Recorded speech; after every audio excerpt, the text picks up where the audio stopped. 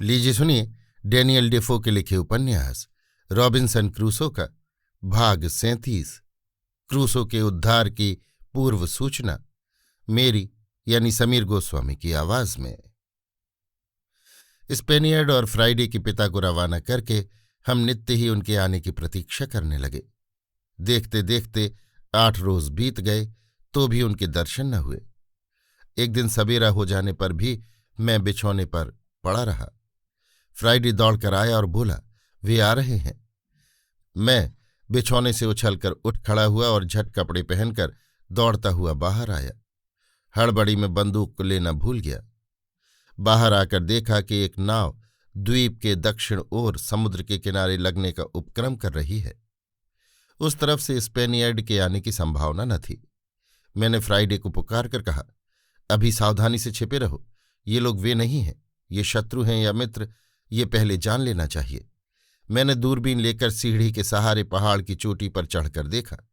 यहां से करीब 2.5 मील पर दक्षिण पूरब के कोने में एक जहाज है जो किनारे से 1.5 मील के भीतर ही होगा। दूरबीन से साफ दिखाई दिया।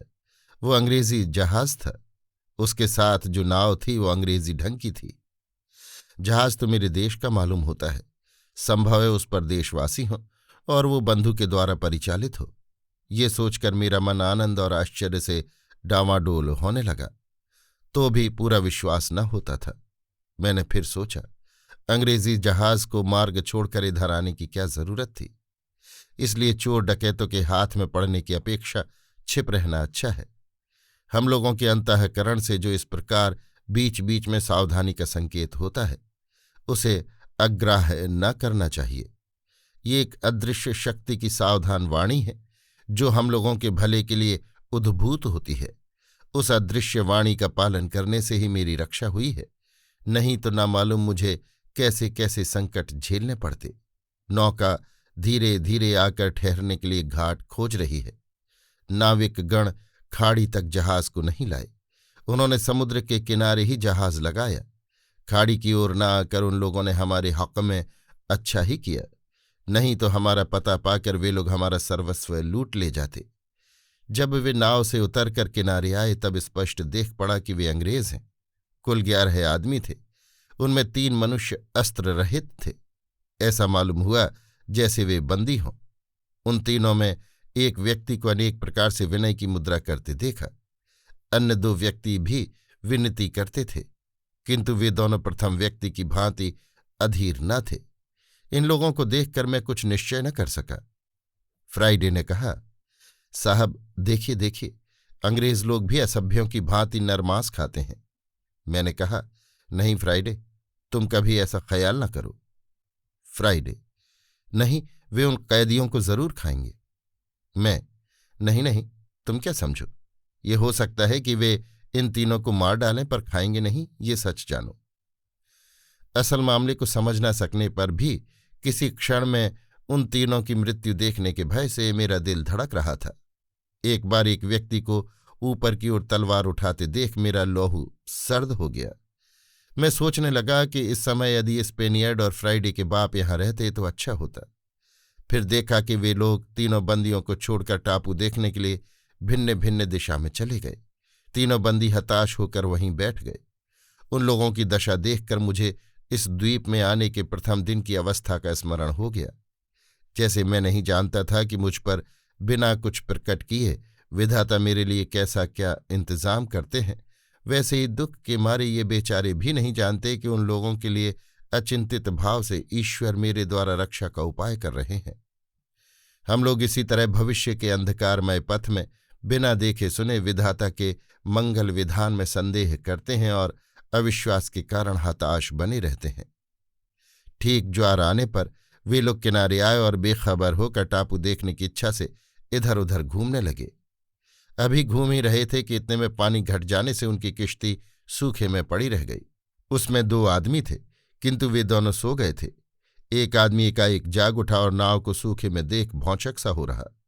फिर संभलकर उसने भ्रमणकारियों को खूब जोर से चिल्लाकर पुकारा। थोड़ी ही देर में सभी लौट पड़े, किंतु वहां दलदल थी और किश्ती खूब बाहरी थी। इससे वे लोग उसे ठेलकर पानी में न ले जा सके। तब हार कर वे लोग फिर घूमने चले गए। मैंने समझा कि अब 10 घंटे के पहले ये किश्ती हिलडुल न सकेगी, तब तक अंधेरा हो आवेगा। इतना समय पाकर मैं युद्ध का सामान ठीक करने लगा। दोपहर के समय सभी धूप से घबराकर वृक्ष की छाया में लेटकर ऊँघने लगे। केवल वे तीनों बंदी पेड़ की छाह में जागते हुए बैठे थे। मैं उनके साथ भेंट करने का निश्चय करके हरवे हथियारों से लैस हो और फ्राइडे को साथ ले किले से निकला। विचित्र पोशाक के कारण हम लोगों का चेहरा देखने में बिल्कुल भूत का सा था। हम लोगों ने पैरों की आहट बचाकर धीरे धीरे छिपे तौर से उनके पास जाकर स्पेनिश भाषा में पूछा, महाशय आप लोग कौन हैं? ये सुनकर वे लोग चकित हुए और चुपचाप हमारे मुंह की ओर देखने लगे। मैंने देखा कि वे भागने का उपक्रम कर रहे हैं। तब मैंने अंग्रेजी में कहा, महाशय मुझको देखकर आप लोग डरे नहीं, बल्कि आप लोग ये समझें कि एक अप्रार्थित मित्र आपके निकट आया है। उनमें से एक व्यक्ति सम्मान दिखाने के लिए टोपी उतारकर बोला, जरूर ही आप ईश्वर प्रेरित हैं, क्योंकि हम लोगों का सहाय करना मनुष्य के सामर्थ्य के बाहर की बात है। मैंने कहा, आपका कहना ठीक है, सभी मंगल कार्य ईश्वर की प्रेरणा से होते हैं। अभी आप ये तो बतावें कि मामला क्या है। ये सुनकर उसकी आंखों से झरझर आंसू गिरने लगे। वो भय से कांपता हुआ बोला, मैं नहीं जानता कि मैं देवता, गंधर्व या मनुष्य किसके साथ बातें कर रहा हूं। मैं, आप भय न करें। भगवान देवता या गंधर्व किसी को भेजते तो उनका लिबास और रूप रंग हमसे कहीं अच्छा दिखाई देता। मैं आदमी हूं, अंग्रेज हूं, और आप लोगों की सहायता करने की इच्छा से आया हूं। कहिए, क्या समाचार है? वो, हम लोगों का मुख्तसर हाल यही है कि मैं जहाज का कप्तान हूं। नाविकगण विद्रोही होकर मुझको मारने पर उद्यत हुए थे। बहुत कहने सुनने और विनती करने पर उन लोगों ने इस निर्जन द्वीप में हम लोगों को छोड़कर चले जाने का विचार किया है। इनमें एक मेरा मेट है और एक नौकारोही है। मैं, उन अत्याचारियों के पास बंदूकें हैं? कप्तान, हाँ 2 बंदूकें हैं, वे जहाज में रखी हैं। मैं, तो आप लोग निश्चिंत रहिए, मैं अभी उनका नाश करूंगा या हो सकेगा तो उन्हें बंदी करूंगा। कप्तान, उनमें 2 मनुष्य उस मंडली के मुखिया हैं। उनको पकड़ लेने से और लोग आप ही वशीभूत होंगे। वे लोग कहीं हमको देख न लें, इसलिए कप्तान आदि तीनों को साथ ले मैं अपने किले के सामने वाले उपवन में जा छिपा। तब मैंने फिर कप्तान से कहा, देखिए महाशय, यदि आप लोग 2 शर्तें मंजूर करें तो मैं आप लोगों के बचाने का उपाय कर सकता हूं।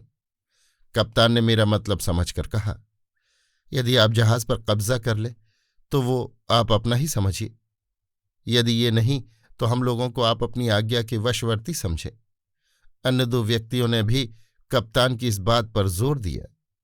मैंने कहा, मेरी 2 शर्तें यही हैं कि जब तक आप लोग मेरे इस टापू में रहें, मेरे अधीन होकर रहें और मेरी आज्ञा के अनुसार चलें, कभी विरुद्धाचरण न करें।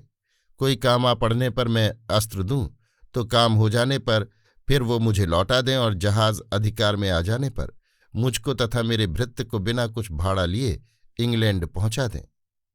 कप्तान बोला, मैं जितने दिन जीवित रहूंगा आपकी आज्ञा के अधीन रहूंगा। तब मैंने कहा, अच्छा ये लीजिए 3 बंदूकें और गोली बारूद। अच्छा ये बतलाइए कि अब क्या करना होगा। उन्होंने कृतज्ञता प्रकट कर मेरे ही ऊपर संपूर्ण भार सौंपा। मैंने कहा, वे लोग सोए हैं, चलो अभी गोली से उनको महानिद्रा के अधिकारी बना दें। किंतु कप्तान ने इसमें अपना उत्साह नहीं दिखाया। बिना मारे ही यदि काम निकल जाए तो वैसा ही करना ठीक होगा, यही उनकी राय थी। तब मैंने उन्हीं को आगे जाने की आज्ञा दी और उनसे कह दिया कि जो आप अच्छा समझें करें। इस तरह की बातचीत हो ही रही थी कि इतने में उन सबों में कई मनुष्य जाग उठे और हम लोगों ने दूर से देखा कि 2 आदमी उठ खड़े हुए। मैंने कप्तान से पूछा, उनमें विद्रोहियों का सरदार है कि नहीं? उसने कहा, नहीं। मैं, अच्छा तो उन्हें जाने दो, ईश्वर ने उन्हें बचाने के लिए पहले ही जगा दिया है, किंतु असल अपराधी बच जाए तो ये तुम्हारा दोष है। इस बात से उत्तेजित होकर वे तीनों मनुष्य बंदूक, तलवार और पिस्तौल लेकर बाहर निकले। कप्तान के दोनों साथी आगे बढ़कर चिल्लाने लगे। नाविकों में एक व्यक्ति जागता था। वो पीछे की ओर देखकर साथियों को चिल्लाकर पुकारने लगा, किंतु जिस घड़ी उसने पुकारा उसी घड़ी कप्तान के दोनों साथियों ने बंदूकें दाग दीं। एक तो तत्काल मर गया और दूसरा अत्यंत आहत हो गया। वो खूब जोर से चिल्लाकर साथियों को पुकारने लगा। कप्तान ने आगे बढ़कर कहा, अब साथियों को न पुकार कर भगवान को पुकार, जिससे तेरा कल्याण हो। अब तुझे समय नहीं है। ये कहकर उन्होंने बंदूक के कुंदे से उसे ऐसा मारा कि वो गिर पड़ा और कुछ न बोला। वहां 3 आदमी और थे। उनमें एक आदमी कुछ घायल हो गया था। मेरे वहां पहुंच जाने पर वे लोग अपने को निरुपाय देख दया भिक्षा मांगने लगे। कप्तान ने कहा, यदि तुम लोग मेरे विश्वासी और अनुगत होकर रहने की प्रतिज्ञा करो तो मैं तुम लोगों का अपराध क्षमा कर सकता हूं। उन लोगों ने अपने किए अनुचित कर्म के लिए अनुताप करके भविष्य में भलमनसाहत के साथ रहने की शपथ की। तब हम लोगों ने उनकी जान बख्श दी, पर अभी उनके हाथ पैर बांध रखने का मैंने आदेश दिया। हम लोग जब इधर ये काम कर रहे थे तब फ्राइडे और कप्तान का मेट जाकर डोंगी का पाल, पतवार आदि सभी वस्तुएं उठाकर ले आए। प्रतिपक्षियों के 3 मनुष्य बंदूकों की आवाज सुनकर धीरे धीरे हम लोगों के पास आए। यहां कप्तान को जयी देखकर उन लोगों ने आप ही बंदी होना स्वीकार किया। अब मुझसे कप्तान का परिचय होने लगा। पहले मैंने अपने जीवन का समस्त इतिहास सुनाया। उसने विस्मित होकर आदि से अंत तक मनोयोग पूर्वक सुना और मेरा इतिहास उत्तरोत्तर अद्भुत घटना से भरा हुआ जानकर उसका हृदय द्रवित हो उठा। उसकी आंखों से आंसू बह चले। वो कुछ बोल न सका। तब मैं उन सबों को अपने घर ले आया और जो कुछ मेरे पास था उससे उन लोगों का आतिथ्य सत्कार किया। फिर अपना घर द्वार, खेती बाड़ी आदि उन्हें दिखलाया। कप्तान मेरे किले और किले के सामने की कृत्रिम उपवाटिका की प्रशंसा करने लगा। मैंने उससे कहा, मेरा एक और विनोद स्थान है जो पीछे दिखलाऊंगा। अभी जहाज के दखल करने का उपाय ठीक करना चाहिए। कप्तान ने इसे स्वीकार किया। परंतु उपाय क्या है? जहाज पर अब भी 26 विद्रोही हैं। इंग्लैंड के कानून के अनुसार विद्रोहियों के लिए प्राणदंड निर्धारित था। वे विद्रोही हैं, एक तो इसलिए, दूसरे प्राणों के भय से वे लोग प्राणपण से युद्ध करेंगे। कारण ये कि हम लोगों की विजय होने पर अवश्य ही उनकी मृत्यु होगी। हम लोग थोड़े से आदमी उन लोगों के साथ युद्ध करके कैसे विजय प्राप्त कर सकते हैं? कप्तान की ये बात सुनकर मैंने उपाय सोचा कि किसी तरह जहाज के लोगों को भुलाकर टापू में ले आवें और उन्हें गिरफ्तार करें। शायद वे लोग अपने साथियों के आने में विलंब देखकर उन्हें ढूंढने आवेंगे, पर अब वे अस्त्र शस्त्र से सुसज्जित होकर ही आवेंगे। जो हो, इस समय सूखे में जो नाव पड़ी है उसे बेकार कर देना चाहिए। ये स्थिर करके हम लोगों ने नाव में अस्त्र शस्त्र, गोली बारूद आदि जो कुछ पाया निकाल लिया और उसके पैंदे में छेद कर दिए।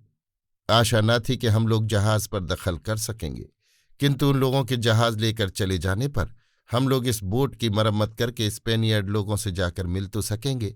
यही बहुत है। हम लोग जब सारी बातें सोच रहे थे तब जहाज के लोग बंदूक की आवाज करके और पताका हिलाकर नाव को बुलाने लगे।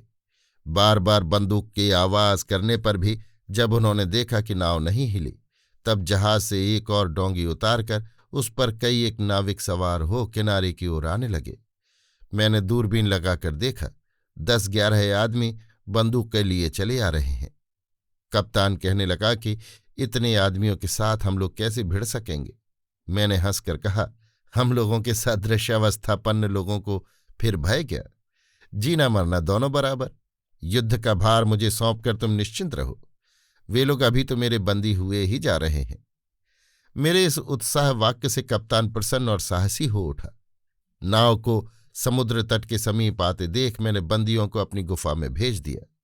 फ्राइडे ने उन लोगों को खाद्य और रोशनी देकर समझा दिया कि यदि तुम लोग भागने की चेष्टा न करके चुपचाप रहोगे तो 2-3 दिन के बाद छोड़ दिए जाओगे, नहीं तो प्राणदंड होगा। इस आशातीत सदैव व्यवहार से वे लोग संतुष्ट हो गए, किंतु उन लोगों ने ये न जाना कि गुफा के द्वार पर फ्राइडे निगरानी के लिए नहीं रहा। कप्तान की सिफारिश और उनकी प्रतिज्ञा पर विश्वास करके 2 बंदियों को स्वाधीनता देकर हम लोगों ने अपने दल में ले लिया। अब हम 7 आदमी हथियारबंद हुए।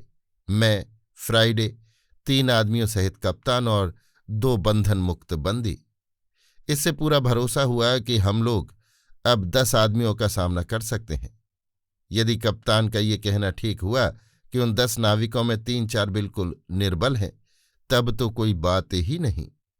नाव किनारे लगते ही वे लोग नाव को ऊपर खींच लाए। ये देखकर मैं खुश हुआ। वे लोग उतरते ही दौड़कर पहली नाव के पास गए। नाव की समस्त वस्तुओं को अपसारित और उसके पैंदे में एक बड़ा सा छेद देखकर वे अवाक हो रहे। कुछ देर खड़े होकर उन लोगों ने बहुत कुछ तर्क वितर्क किया। इसके बाद उन लोगों ने 2-3 बार खूब उच्च स्वर से अपने साथियों को पुकारा, किंतु उससे कुछ फल न हुआ। तब उन लोगों ने एक साथ बंदूकों की आवाज की, जिनके शब्द से सारा वन प्रतिध्वनित हो उठा, पर इससे भी किसी का कुछ पता न लगा।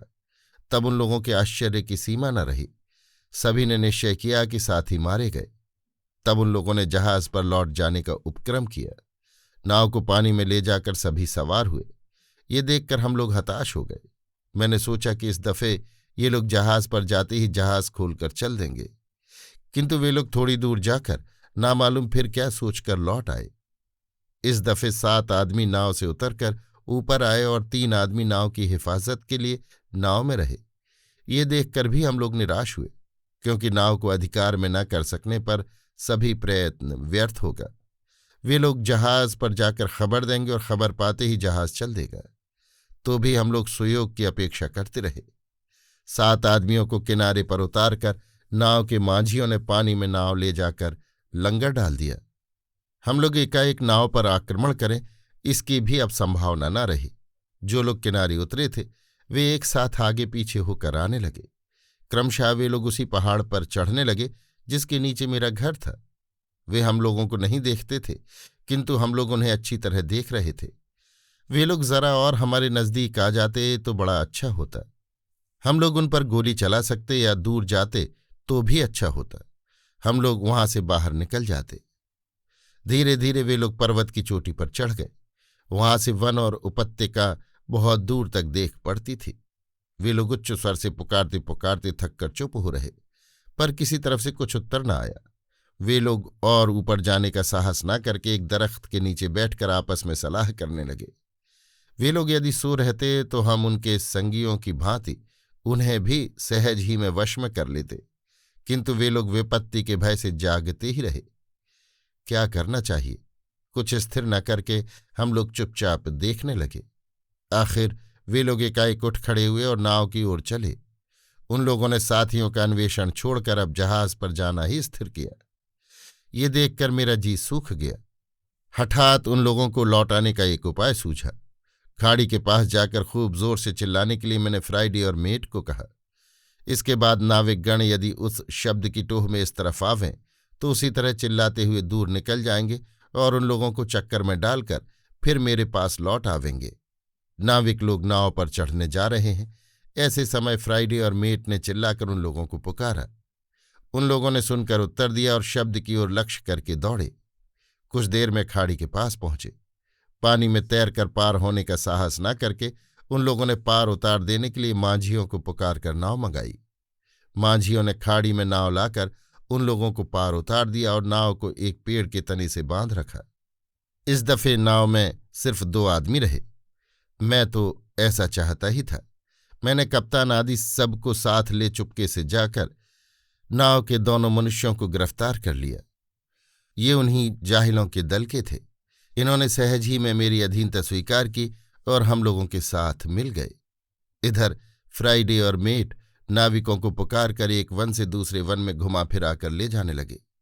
आखिर उन लोगों को हैरान करके ऐसे घने जंगल में ले जाकर छोड़ दिया कि संध्या होने के पहले नाव पर उन लोगों के लौट आने की संभावना न रही। अब हम लोग उनके आने की प्रतीक्षा करने लगे। फ्राइडे लौटकर हम लोगों के साथ आ मिला।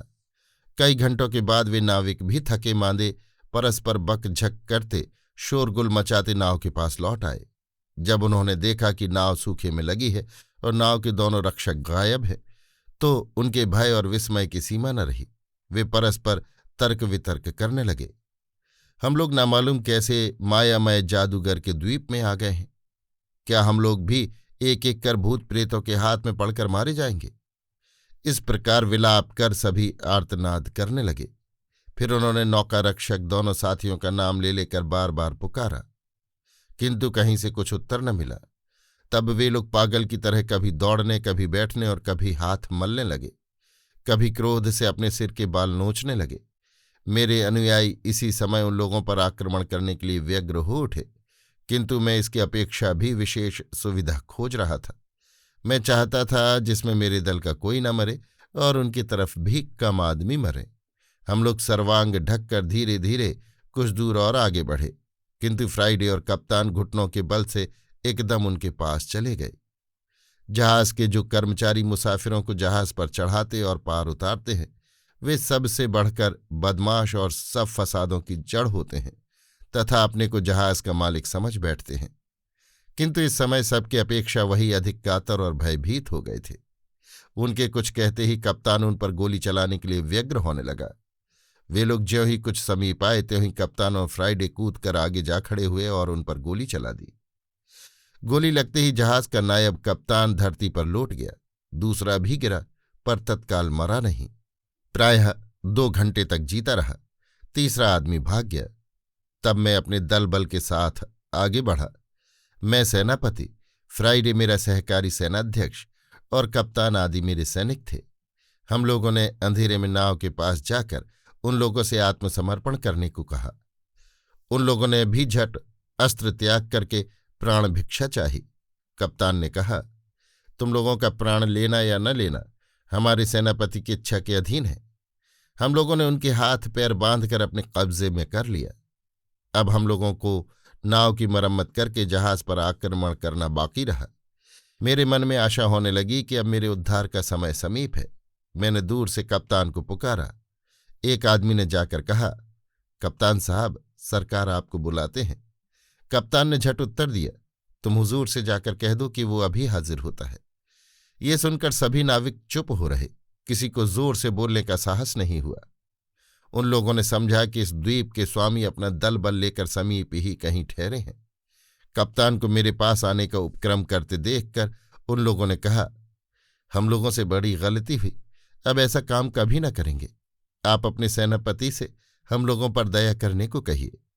कप्तान ने कहा, मेरे सेनापति बड़े दयालु हैं, इसी से उन्होंने अब तक तुम लोगों को पेड़ से लटकाकर फांसी नहीं दी। वे तुम लोगों को किसी प्रकार का क्लेश न देंगे। तुम लोगों को इंग्लैंड ले जाएंगे, वहां कानून के अनुसार जो उचित दंड होगा दिया जाएगा। वे लोग जानते थे कि आईन के अनुसार इस अपराध का दंड फांसी है, इसलिए उन लोगों ने विनती करके कहा, तो हम लोगों को इसी द्वीप में छोड़ दीजिए, इंग्लैंड न ले जाइए। कप्तान ने कहा, ये बातें सेनापति की इच्छा पर निर्भर हैं। उन लोगों से इस प्रकार बातचीत करके कप्तान मेरे पास आया। मैंने उससे जहाज दखल करने की बात कही। बंदियों को 2 भागों में बांटकर जो बदमाश थे उन्हें गुफा के भीतर और जो अल्प अपराधी थे उन्हें कुंज भवन में बंद कर दिया। इस विचित्र स्थान में सारी रात कैद रहकर उन लोगों ने यथेष्ट शिक्षा पाई। सवेरे जब कप्तान उन लोगों के पास गया तब वे धरती में गिरकर क्षमा प्रार्थना करने लगे और सेनापति से सिफारिश करने के लिए हाथ जोड़ने लगे। कप्तान ने कहा, यदि तुम लोग जहाज पर दखल करने में मदद दोगे तो सेनापति तुम्हारा अपराध क्षमा कर सकते हैं। इस प्रस्ताव पर वे लोग बड़े आग्रह के साथ सम्मत हुए। तब उनमें जो 5 व्यक्ति अच्छे थे वे चुन लिए गए और अवशिष्ट व्यक्ति उन लोगों के जामिन स्वरूप कैदी बनाकर रख लिए गए। यदि वे लोग जहाज पर दखल होने में सहायता देंगे तो कैदी छोड़ दिए जाएंगे, नहीं तो फांसी दी जाएगी। तब उन लोगों ने समझा कि सेनापति कोई साधारण व्यक्ति नहीं है। वे लोग डरते डरते इस प्रस्ताव पर राजी हो गए। मैंने कप्तान से कहा, हम और फ्राइडे जहाज पर दखल करने न जाएंगे, हम लोग कैदियों के पहरे पर रहेंगे।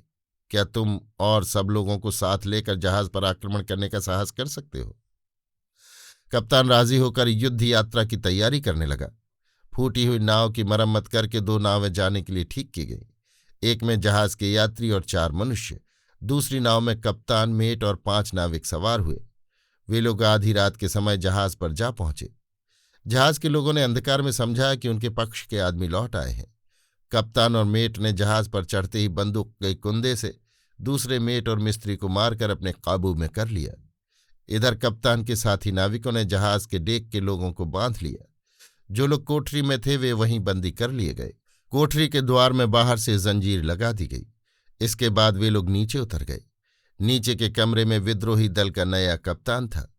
वो शोर गुल सुनकर जाग उठा और सावधान होकर 2-3 आदमियों को साथ ले बंदूक द्वारा युद्ध करने को तैयार था।